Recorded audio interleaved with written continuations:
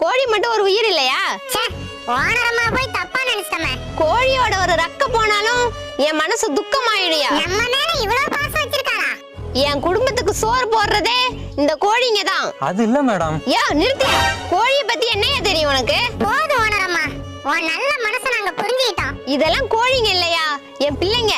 அம்மா எங்க மார்னிங்க தன்னாலா?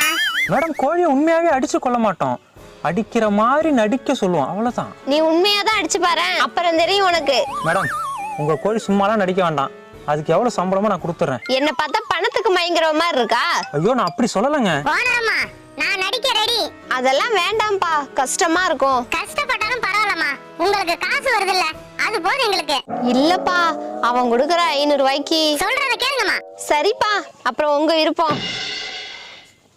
சரிங்க மேடம், ஷூட்டிங் ஆரம்பிக்கலாமா?